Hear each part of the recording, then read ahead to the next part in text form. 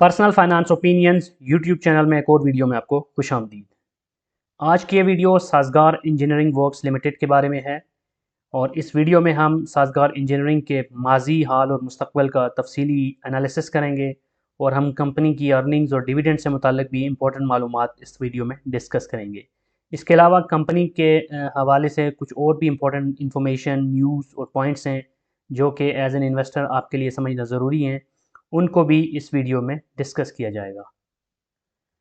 सबसे पहले हम इस कंपनी का हाई लेवल इंट्रोडक्शन ले लेते हैं कि ये कंपनी साज़गार इंजीनियरिंग लिमिटेड जो कि पाकिस्तान स्टॉक मार्केट में SAZEW के टिकर के साथ लिस्टेड है, इस कंपनी की बेसिक डिटेल्स क्या हैं। तो ये कंपनी ऑटोमोबाइल असेंबलर सेक्टर की एक कंपनी है और ये कंपनी 1991 में कायम हुई थी और फिर ये 1994 में as a public limited company stock market में लिस्टेड हुई। इस लिहाज से देखा जाए तो एक लंबे अरसे से ये कंपनी बिजनेस कर रही है और एक लंबे अरसे से पाकिस्तान स्टॉक मार्केट के अंदर भी अपना वजूद बरकरार रखे हुए है। अगर इस कंपनी के कोर बिजनेस की बात की जाए तो ये कंपनी ज़्यादातर तो थ्री व्हीलर्स की वजह से जानी जाती है। पाकिस्तान के अंदर आपने ऑटोमोबाइल रिक्शा जो होते हैं थ्री व्हीलर्स वो देखे होंगे, तो वो मोस्टली इसी कंपनी के होते हैं। इसके अलावा फोर व्हीलर्स का बिजनेस भी है इस कंपनी का और उसके साथ साथ ट्रैक्टर व्हील रिम्स जो होते हैं वो भी ये कंपनी मैन्युफैक्चर करती है और सेल करती है और साथ साथ कुछ होम अप्लाइंसेस भी ये कंपनी बनाती है।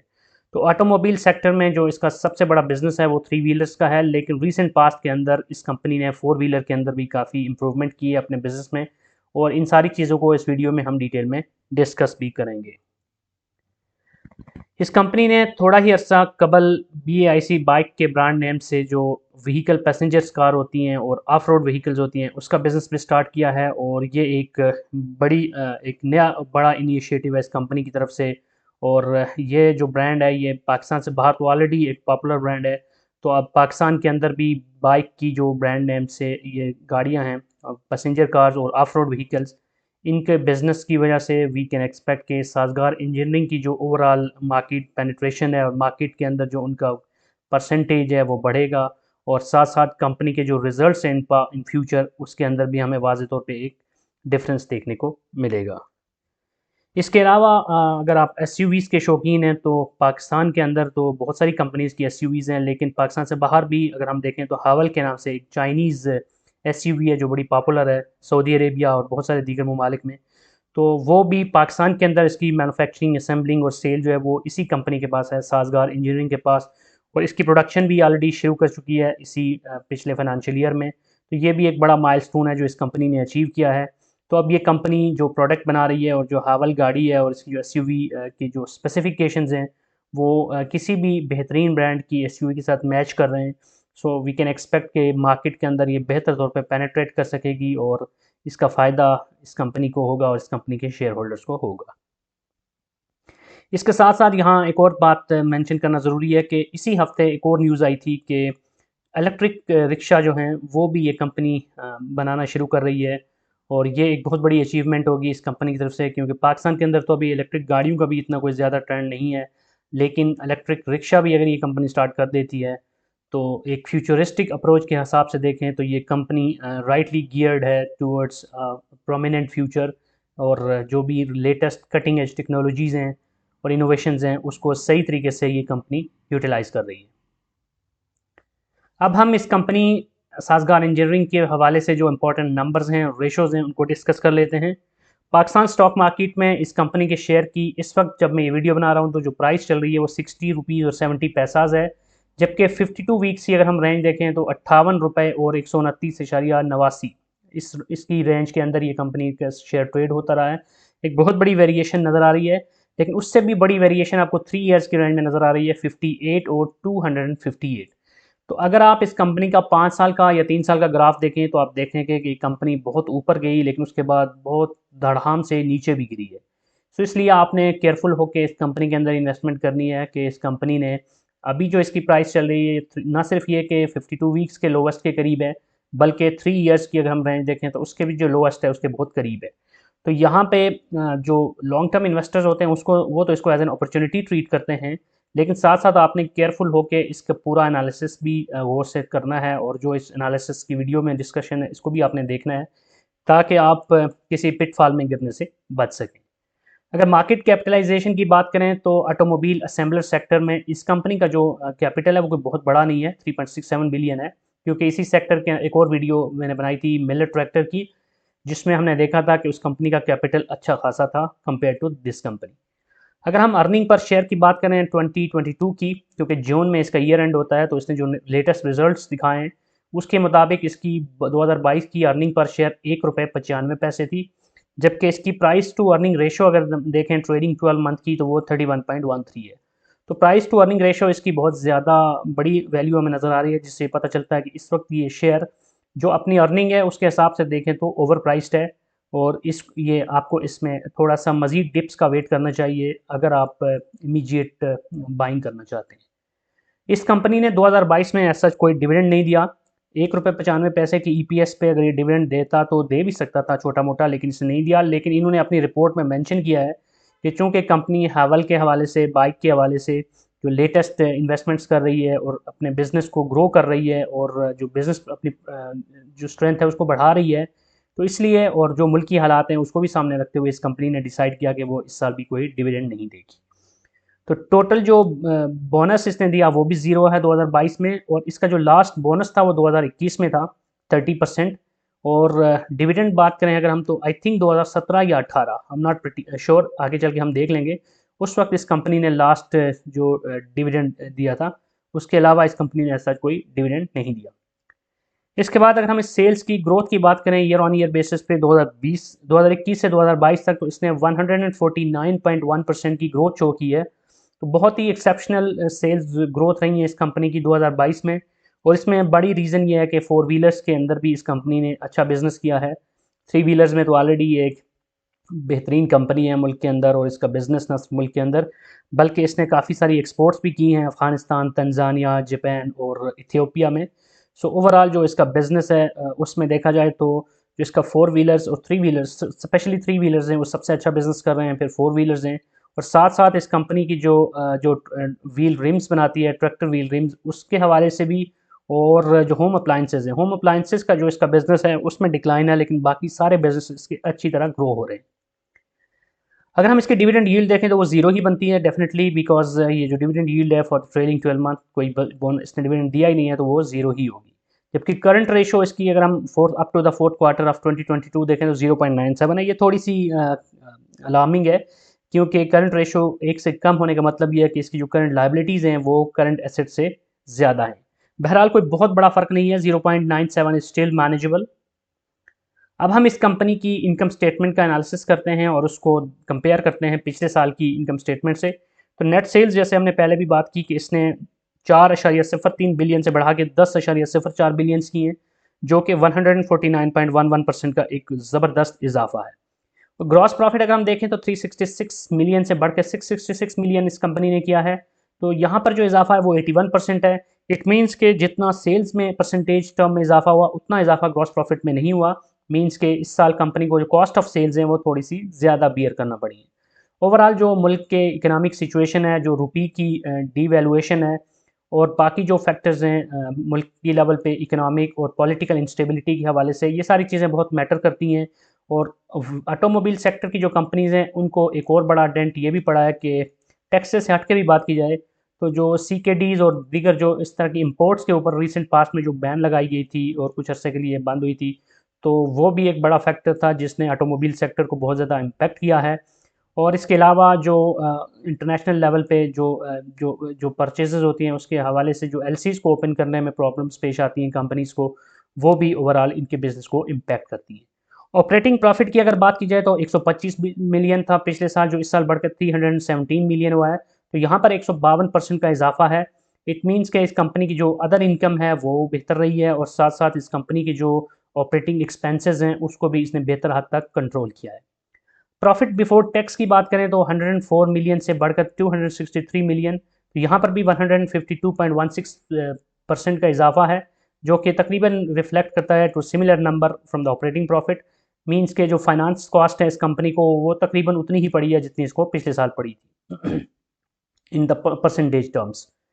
नेट प्रॉफिट या सेल्स यानी कि बॉटम लाइन की हम बात करें तो 55% का इजाफा है, 75.7 मिलियन से बढ़कर 117.8 मिलियन की इस कंपनी ने टोटल प्रॉफिट गेन किया इस साल।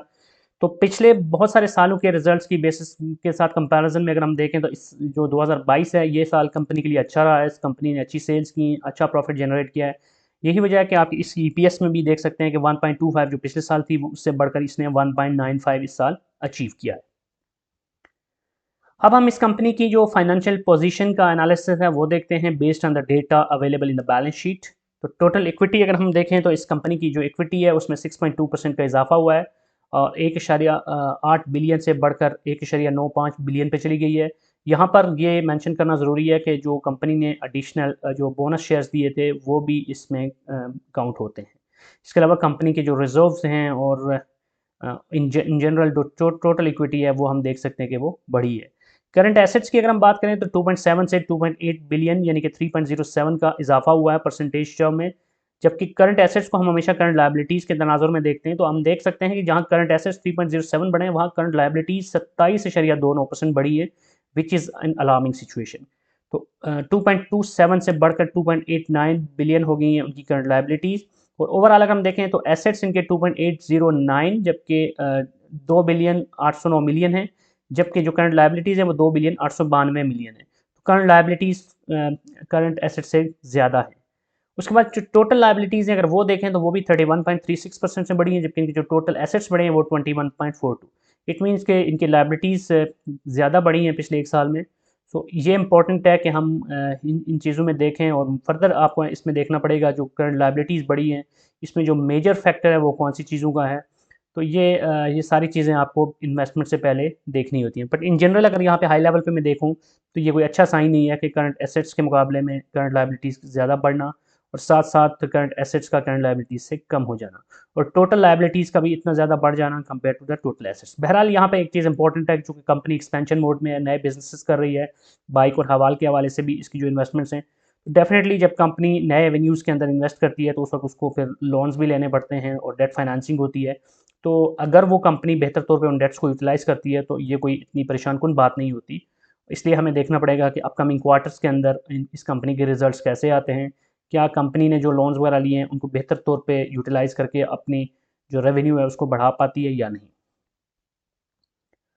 अब हम इस कंपनी की अर्निंग के जो हिस्टोरिकल डेटा है उसको अगर हम देखें तो 2015 से 2022 तक का जो डेटा है उसमें हम देख सकते हैं कि 2018 में इनकी जो ईपीएस है वो सबसे ज़्यादा थी 8.62। 2015 से लेके 2018 तक हमें कंटिन्यूस ग्रोथ नज़र आ रही है 4.1 से बढ़कर 5.9 फिर 6.6 और फिर 8.62। लेकिन उसके बाद 19, 20, 21 में अगर हम देखें तो कोई इतने अच्छे रिजल्ट्स नहीं थे। 2019 में 2.29, 8.6 से गिर कर 2.29 पे ईपीएस का आना, फिर 20 में 0.59 और 21 में 1.25। लेकिन 22 में अब एक दफ़ा फिर कंपनी ऊपर जा रही है। हम देख सकते हैं कि 20, 21, 22 में हमें दोबारा से एक एक्सपोनेंशियल ग्रोथ नज़र आ रही है। सो वी कैन एक्सपेक्ट कि जो कंपनी के नए इनिशिएटिव्स हैं वो भी अगर फ्रूटफुल होते हैं तो 2023 में हमें एक दफ़ा फिर ये पॉजिटिव ट्रेजेक्ट्री देखने को मिलेगी। अगर हम कंपनी के पे आउट्स का हिस्टोरिकल डेटा देखें तो कंपनी ने डिविडेंड और बोनस दोनों दिए हैं, इसलिए हमने दोनों चीज़ों को इसमें कंसीडर करना है। तो 2017 में इस कंपनी ने 1.25 का डिविडेंड दिया था, कोई बोनस शेयर्स नहीं दिए थे। 2018 में ना डिविडेंड दिया ना ही बोनस शेयर्स दिए। 2019 में भी कुछ नहीं दिया। अलबत्ता 2020 और 21 दोनों सालों में कंपनी ने डिविडेंड तो कोई नहीं दिया लेकिन 30% दोनों सालों में बोनस दिया है। जबकि 2022 जो कि अभी रिसेंटली जो क्लोज हुआ है उसमें भी इस कंपनी ने कुछ भी नहीं दिया। तो यहाँ से हम देख सकते हैं कि कंपनी कोई बहुत ज़्यादा हिस्टोरिकली अच्छा ट्रैक रिकॉर्ड नहीं रखती for the dividend pay outs. अब हम कुछ इंपॉर्टेंट पॉइंट्स को डिस्कस करते हैं। यही मेरी वीडियो का कंक्लूजन भी होगा क्योंकि कंक्लूजन में मैं कभी भी किसी कंपनी के बारे में कोशिश करता हूँ कि डायरेक्टली आपको बाय सेल कॉल्स ना दूँ, बल्कि आपको एक फूड फॉर थॉट दे दूँ ताकि आप बेहतर तौर पे फर्दर एनालिसिस भी कर सकें और अपने इन्वेस्टमेंट पोर्टफोलियो के हिसाब से, अपनी रिस्क एपेटाइट के हिसाब से बेहतर तौर पर डिसीजन ले सकें। तो मकसद ये होता है कि रिसर्च करके इंपॉर्टेंट डेटा आपके साथ शेयर कर दिया जाए।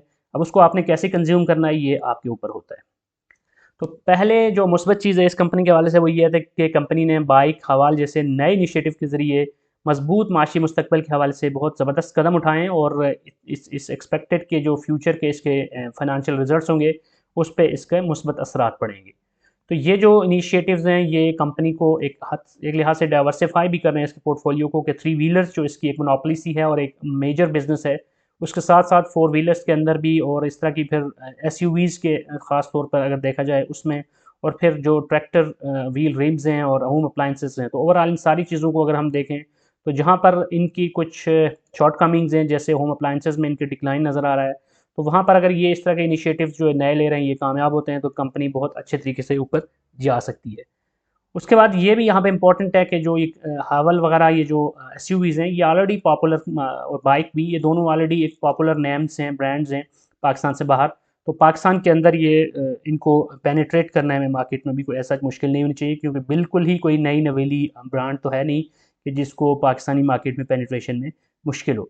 सेकेंडली, मैंने कुछ रिव्यूज़ भी देखे थे और कुछ वीडियोज़ देखी थी कंपनीज की गाड़ियों के हवाले से, हावल की जो एसयूवी है उसके हवाले से। तो in terms of its specifications, despite the fact कि ये चाइनीज़ गाड़ी है, तो इसके जो स्पेसिफिकेशंस थे और इसमें जो ओवरऑल फीचर्स थे वो बहुत ही ज़बरदस्त और लेटेस्ट थे। So it can rightly be in a competition with other popular SUVs in the country. इसके बाद इस कंपनी के हवाले से एक और पॉजिटिव चीज़ ये है कि इस कंपनी ने 10 बिलियन से ज़ायद की सेल्स इस साल करके एक नया रिकॉर्ड कायम किया है। हिस्टोरिकली हम देखें तो ये इसकी हाईएस्ट सेल्स हैं एवर। और फोर व्हीलर प्रोजेक्ट्स की कामयाबी की सूरत में, जैसे मैं अभी डिस्कस भी कर रहा था, तो इसके मजीद अच्छे नताइज मिल सकते हैं। तो जिस तरह इस कंपनी ने इस साल एक बहुत ज़बरदस्त तरीके से एक पॉजिटिव ट्रेजेक्ट्री में पाथ में अपनी प्रोग्रेस शो की है, तो वी कैन एक्सपेक्ट के फोर व्हीलर्स की जो प्रोजेक्ट्स हैं इसके, उसमें अगर मजीद कामयाबी मिलती है तो ये फिर रिजल्ट्स इससे भी बेहतर हो सकते हैं। फिर एक और इम्पॉर्टेंट चीज़ ये है कि ये कंपनी सिर्फ लोकल मार्केट के अंदर ही बिजनेस नहीं कर रही, बल्कि इंटरनेशनल मार्केट में भी अच्छा बिजनेस कर रही है और कंटिन्यूसली ग्रो कर रही है। तो अगर रिसेंट पास्ट में देखें तो इस कंपनी ने अपनी जो थ्री व्हीलर्स हैं उनको बहुत सारे ऐसे ममालिक में जहाँ पे थ्री व्हीलर्स की पॉपुलैरिटी है या जहाँ पे डिमांड है, ख़ासतौर पर जापान, अफ़गानिस्तान, तंजानिया और इथियोपिया, इनमें इसको एक्सपोर्ट किया है। तो इट मीन्स कि ये कंपनी जो डॉलर की अप्रिसिएशन और रुपये की डिप्रिसिएशन है उसका डेफिनेटली इम्पैक्ट, नेगेटिव इम्पैक्ट तो आ रहा है, लेकिन साथ साथ जो कि इसकी ये एक्सपोर्ट ओरिएंटेड कंपनी है तो कुछ बिजनेस इसका बाहर से भी है, तो उसकी वजह से उसको किसी हद तक मिटिगेट भी किया जा रहा है, क्योंकि इन मुल्कों में जो भी इसकी एक्सपोर्ट्स होती हैं उसमें जो इसको रेवेन्यू जनरेट होता है वो डॉलर टर्म्स में होता है। अब कुछ नेगेटिव पॉइंट्स भी हैं इस कंपनी के हवाले से जो आपको जहन में रखने हैं। सबसे पहली चीज़ ये है कि जो इन्होंने अपनी एनुअल जो रिपोर्ट है उसमें भी मेंशन की है कि इंपोर्ट के हवाले से गवर्नमेंट की जो पॉलिसीज़ हैं, जैसे रिसेंट पास्ट में जो इंपोर्ट्स के ऊपर बैन लगा था जिसमें CKDs भी शामिल थी, तो उसका और साथ साथ जो डॉलर की प्राइस बढ़ रही है उसका पाकिस्तान के अंदर जो महंगाई है और इकनॉमिक और पॉलिटिकल इंस्टेबिलिटी है, ये सारी चीज़ें जहाँ दीगर कंपनीज़ को मुतासर कर रही हैं इस सेक्टर की, वहीं पे ये कंपनी भी उन सारी मुश्किलात का शिकार है। क्योंकि जब डॉलर महंगा होगा तो जो इनको जो पार्ट्स इंपोर्ट करने पड़ते हैं, CKDs और बाकी दीगर जो इंपोर्ट्स हैं उसमें प्रॉब्लम आती है, फिर LCs खोलने में प्रॉब्लम आती है, महंगी LCs खुलती हैं। साथ साथ जो महंगाई बढ़ती है तो जो लोगों की बाइंग पावर होती है वो कम मुतासर होती है, तो उस वजह से जो उनकी सेल्स हैं उस पर नेगेटिव इम्पैक्ट पड़ता है। और मुल्क के अंदर जो ओवरऑल इकनॉमिक इंस्टेबिलिटी है वो तो डेफिनेटली इसको इम्पैक्ट करेगी। और साथ साथ जो रिसेंटली फ्लड्स आए हैं उसकी वजह से भी बहुत ज़्यादा पाकिस्तान के अंदर जो इकनॉमिक क्राइसिस पैदा हुआ है। तो इस तरह की जो लग्जरी गाड़ियाँ होती हैं या इवन के जो थ्री व्हीलर्स हैं या दीगर जो इस तरह के जो भी इनकी प्रोडक्ट्स हैं, उन सब की जो सेल्स हैं उसके ऊपर उसका नेगेटिव इम्पैक्ट एक्सपेक्टेड है। उसके बाद जैसे हमने डिस्कस भी किया कि अगर हम इसके डिविडेंड पे आउट्स को देखें और बोनस शेयर्स को देखें तो कोई बहुत ही अच्छा ट्रैक रिकॉर्ड नहीं है इस कंपनी का। अगर आप बहुत ज़्यादा कॉन्शियस हैं अबाउट डिविडेंड एंड बोनसेस और यही आपका मेजर एक नुक्ता, एक मतमा नज़र होता है, तो फिर उस सूरत में आपको देखना पड़ेगा, रिवाइज़ करना पड़ेगा अपने प्लान को।